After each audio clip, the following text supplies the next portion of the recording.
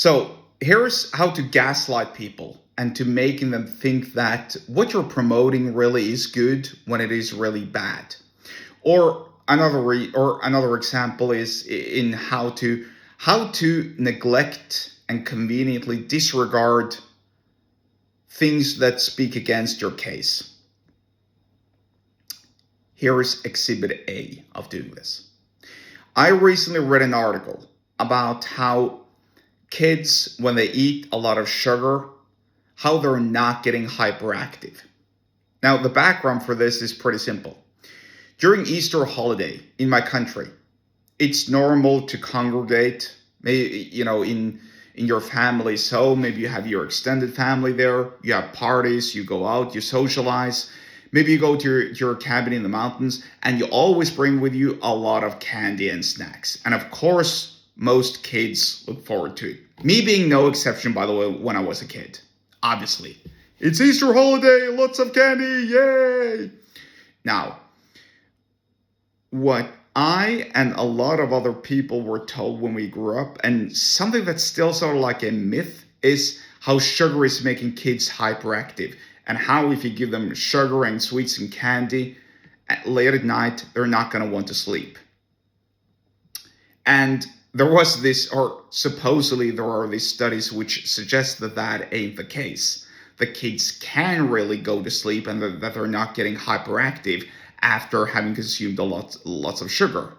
Now, the point, of course, is they're getting hyperactive because they're experiencing the insulin spike, which in kids is way more pronounced than in adults. Also, so that's number one, the insulin spike. Number two is there's usually a social occasion, there's usually games and other things being done, which means that the level of attention is already exaggerated and the level of participation also is exaggerated. So if you combine that in a child's behavior with the insulin spike, of course people are going to think that they're hyperactive. But the thing is, they're just getting that sugar rush, which is bad enough. Now, here's my problem with this article.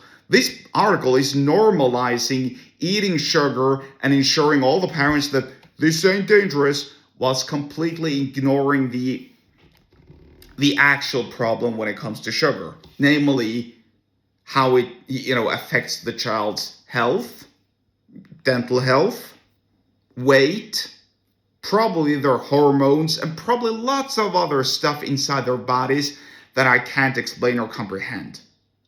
Basically, the article is suggesting that, look, you can feed your kids sugar and they won't get hyperactive. And we're not going to talk about all the other negatives with the sugar, which includes them getting fat, obese, getting, cavities in their teeth, etc. That's gaslighting 101. It really is. It's making you doubt your own assumption. And it's making you doubt your own assumption based on the fact that they're omitting the truth. This is lying by omission. This is the definition of gaslighting, and this is the worst way to persuade anybody when it comes to ensuring, when it comes to promoting any sort of cause or narrative. It's just bad 101. Look, the point isn't, by the way, oh no, kids should never eat sugar. That's just dumb. Kids eat sugar, and it's always going to be like that. It's just about moderation and understanding why sugar is bad. It's not bad because your kid gets an insulin spike and then runs around a little bit in circles and doesn't want to sleep at night. Little Timmy is going to go to sleep eventually. What is dangerous is if little Timmy has too much sugar, he's going to get fat, he's going to develop cavities in his teeth, is probably going to begin to develop type 2 diabetes. Potentially he could, etc., etc. By the way, I'm not a doctor and I'm not a nutritionist, so don't listen to me if you don't believe what I'm telling you. I'm just quoting what I know, heard, and have experienced myself.